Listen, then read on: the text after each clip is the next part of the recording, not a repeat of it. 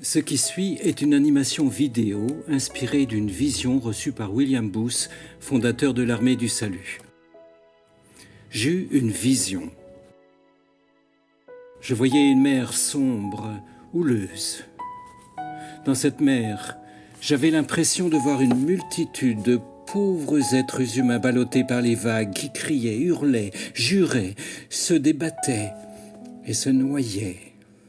Et de ces eaux obscures et démontées, je vis un puissant rocher s'élever au-dessus de la mer en furie.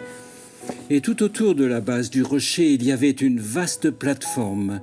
Je constatais avec joie qu'un certain nombre de malheureux parvenaient à échapper aux eaux démontées pour se hisser sur la plateforme. Je remarquais que certains de ceux qui étaient déjà en sécurité sur la plateforme se portaient avec ferveur au secours des pauvres créatures qui étaient encore dans l'eau.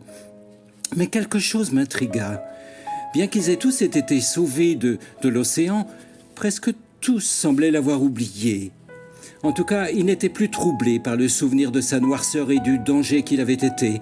Tout aussi étrange et déroutant pour moi était le fait que la plupart d'entre eux ne semblaient pas se soucier, en tout cas pas au point de s'en alarmer, des pauvres gens qui se débattaient et qui se noyaient sous leurs yeux.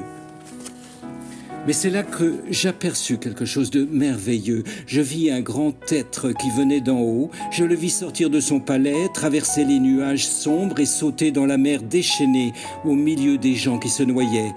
Là, je le vis lutter pour les sauver jusqu'à ce que la sueur causée par son angoisse se mit à couler comme du sang. Et il n'arrêtait pas de crier à ceux qui avaient déjà été sauvés, à ceux qu'il avait aidés de ses propres mains ensanglantées, de venir l'aider dans la tâche douloureuse et laborieuse de sauver les perdus.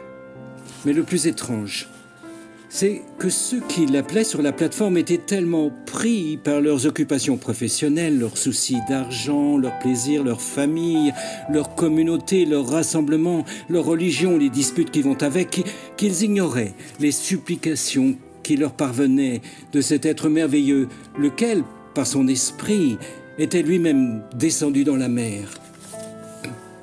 C'est ainsi que les multitudes continuèrent à se débattre, à crier, à se noyer dans les ténèbres. Alors, dans cette très étrange vision, je vis quelque chose qui me sembla plus étrange encore. Ceux que cet être merveilleux suppliait de venir l'aider dans cette tâche difficile ne cessaient de prier pour lui demander de venir à eux. Certains voulaient qu'il reste avec eux, qu'il passe son temps à les fortifier et à les rendre plus heureux. D'autres voulaient qu'il vienne dissiper les divers doutes et appréhensions concernant la vérité de certaines lettres qu'il leur avait écrites. D'autres voulaient qu'il vienne leur apporter un surcroît de sécurité sur le rocher, au point qu'il ne pourrait plus jamais glisser. Il se massait le plus près possible du rocher en regardant vers la terre ferme où il pensait que se trouvait le grand être.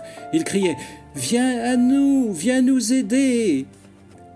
Alors que, pendant ce temps-là, il était au milieu des pauvres créatures qui se noyaient, en train de leur crier d'une voix épuisée « Venez me rejoindre, venez donc m'aider !» Alors, j'ai tout compris. C'était assez clair. Cette mer est l'océan de la vie, la mer de l'existence humaine exactement comme elle est. Ces multitudes de gens qui se débattent dans la mer déchaînée, c'est les milliards de pécheurs de toute race, langue et nation. Ce grand rocher protecteur est le calvaire, le lieu de la croix. Les gens sur la plateforme sont ceux qui ont été sauvés du péché et de l'enfer et qui professent être des disciples de Jésus-Christ. Ce puissant être qui les appelle depuis la tempête est le Fils de Dieu, le même hier, aujourd'hui et à jamais.